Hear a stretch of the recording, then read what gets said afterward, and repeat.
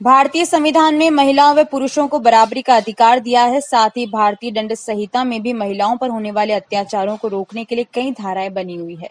लेकिन उसके बाद भी आधी आबादी पर आए दिन अत्याचारों के मामले देखने और सुनने को मिलते हैं। महिलाओं पर उनके कार्य क्षेत्र में सौतेले व्यवहार के साथ ही महिलाओं को डायन बताकर प्रताड़ित करने व दहेज के नाम पर प्रताड़ित करने व महिलाओं के साथ होने वाली यौन शोषण की घटनाएं रुकने का नाम नहीं ले रही है। आज इसी मुद्दे को लेकर लोकवाणी ने न्यायिक क्षेत्र से जुड़ी महिलाओं से महिलाओं के कानून व उन पर होने वाले अत्याचारों को कैसे रोका जाए, इस पर चर्चा की। लोकवाणी पर देखें हमारे संवाददाता प्रहलाद तेली की रिपोर्ट। भारतीय संविधान के अंदर महिला और पुरुषों को दोनों को बराबर का अधिकार दिए हुए हैं और भारतीय दंड संहिता के अंदर भी महिलाओं को सुरक्षा प्रदान करने के लिए कई धाराएं बनी हुई है। लेकिन उसके बाद भी आए दिन हमें देखने और सुनने को मिलता है कि महिलाओं पर अत्याचार की घटनाएं हो रही है। इन महिला अत्याचार को लेकर जो जागरूक महिलाएं हैं, इनका क्या कहना है और किस प्रकार महिला अत्याचारों में कमी लाई जा सकती है? जी मैम, आए दिन हमें महिलाओं पर अत्याचार की घटनाएं देखने को सुनने को मिलती है, किस प्रकार महिलाओं पर अत्याचार को कम किया जाए? देखिए, अगर कानून की दृष्टि से देखें तो कानून ने बहुत सारी सुविधाएं और बहुत सारे हित के लिए महिलाओं के लिए कानून बना रखे हैं, लेकिन उसके बावजूद भी ये रुक नहीं पा रहा है। इसमें दो चीज़ें हो सकती है, या तो रिपोर्टिंग ज़्यादा हो रही है कि महिलाएं इतनी खुल गई हैं, उनमें इतनी अवेयरनेस आ गई है कि उनके साथ अगर कुछ भी गलत होता है तो वो पुलिस और थाने में जाकर के रिपोर्टिंग या कोर्ट में आकर के रिपोर्टिंग कर सकती है। तो इस वजह से भी ये आंकड़ा बढ़ता जा रहा है। ऐसा नहीं था कि पहले महिलाओं के साथ अत्याचार नहीं होते थे, लेकिन पहले के अत्याचार में ये था कि कम मतलब इतना ज़्यादा अत्याचार जो भी होते थे तो उसको एक दबा लिया जाता था। महिलाओं को ये कहा जाता था कि ये जो भी हो रहा है ये तुम्हें अपने तक सीमित रखना है, तुम बाहर किसी के साथ इसको शेयर नहीं करोगी कि तुम्हारे साथ क्या गलत हो रहा है। देन दूसरा कि पहले की जो महिलाएं थी वो अपने बच्चों को, अपने घर में बच्चों को संस्कार भी देती थी,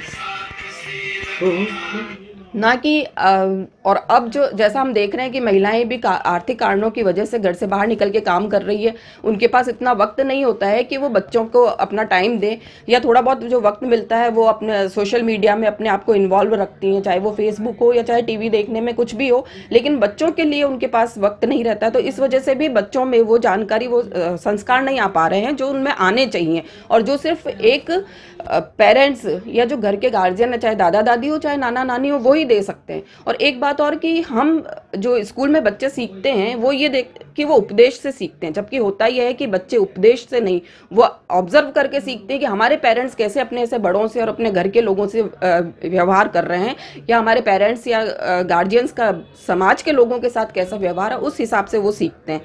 तो हम सिर्फ उपदेश दे करके उनको बदलना चाहते हैं तो ये भी चीज़ एक नामुमकिन है।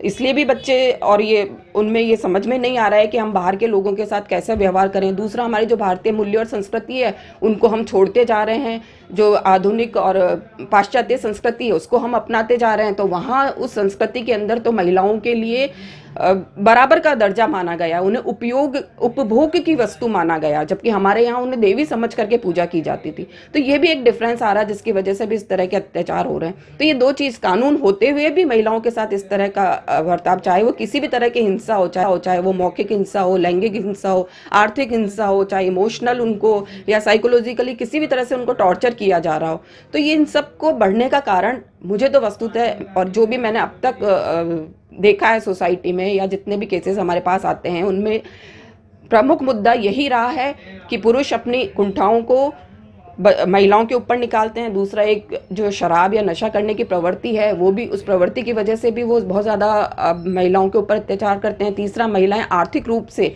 संबल नहीं होती है, इसलिए भी पुरुष उनके ऊपर उनको दबाने की कोशिश करते हैं। और एक हर चीज़ जो भी गलत हुआ है तो वो महिलाओं के ऊपर ही आरोपित किया जाता है कि अगर महिलाओं को हम मार रहे हैं, पीट रहे हैं, तो इसलिए क्योंकि ये ज़बान ज़्यादा चलाती है। महिलाओं के साथ सेक्सुअल हिंसा हो रही है तो इसलिए कि इसने कपड़े ढंग से नहीं पहने हैं।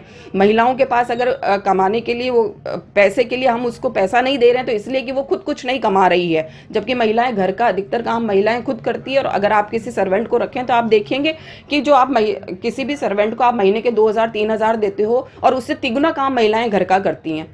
तो सारी चीज़ों को एक साथ देख करके, सभी एस्पेक्ट्स को एक साथ देख करके लगता है कि महिलाओं को खुद का अपना स्वाभिमान बनाए रखना चाहिए, उन्हें अपने को कम नहीं समझना चाहिए, लेकिन साथ ही साथ स्वच्छंदता के साथ साथ, स्वतंत्रता के साथ साथ स्वच्छंद नहीं होना चाहिए, ये ध्यान रखना चाहिए। मूल्य और संस्कृति को अब पहचानते हुए उसको आगे बढ़ना चाहिए, सबको साथ लेकर के चलना चाहिए। भारतीय दंड संहिता के अंदर भी महिलाओं को सुरक्षा देने के लिए कई धाराएं बनी हुई है, फिर भी हम देखते हैं कि प्रॉपर तरह से महिलाओं को न्याय नहीं मिल पाता है। क्या कारण मानते हैं आप? देखिए, कानून बहुत सारे बने हुए हैं। सरकार ने महिलाओं की सुरक्षा के लिए, महिलाओं के आत्मसम्मान की सुरक्षा के लिए, हर क्षेत्र के लिए महिलाओं के लिए कानून बने हुए हैं।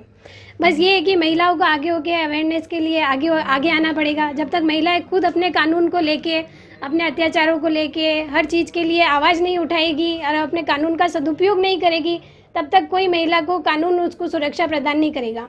कानून बन गया है, कानून सुरक्षा तभी प्रदान कर पाएगा जब हम उसके खिलाफ आवाज़ उठाएंगे। अपने सामाजिक क्षेत्र को लेके, अपने आर्थिक क्षेत्र को लेके महिलाएं आवाज़ नहीं उठा पाती है। आवाज़ नहीं उठाने की वजह से कानून जैसा बना है वैसा का वैसा किताबों में बंद हो जाता है। आज स्थिति ये है कि महिला को उस क्षेत्र में अपने कानून का उपयोग करने के लिए उनको कैसे वो आगे आए, वो कैसे आवाज़ उठाए, इस पे काम करने की ज़्यादा ज़रूरत है।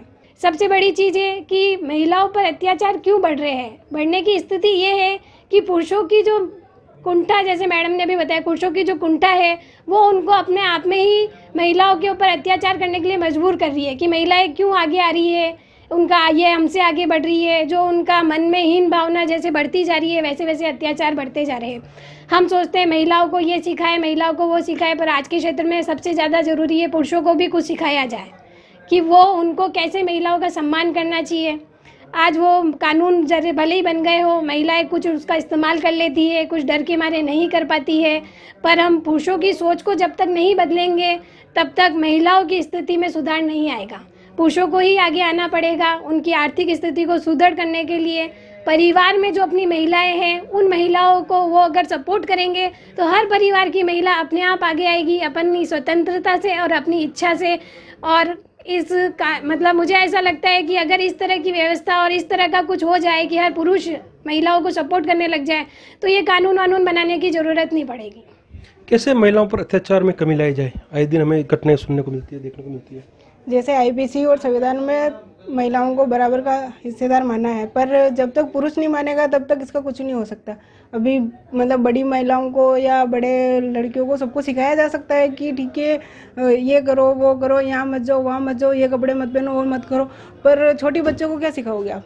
उनके साथ भी हो रहे हैं। आज कल अभी की न्यूज़ है 2 दिन 3 दिन पहले की, उसमें हुआ है। तो उसमें ऐसा नहीं है कि जब तक पुरुष नहीं मानेगा तब तक कुछ नहीं हो सकता। बिल्कुल।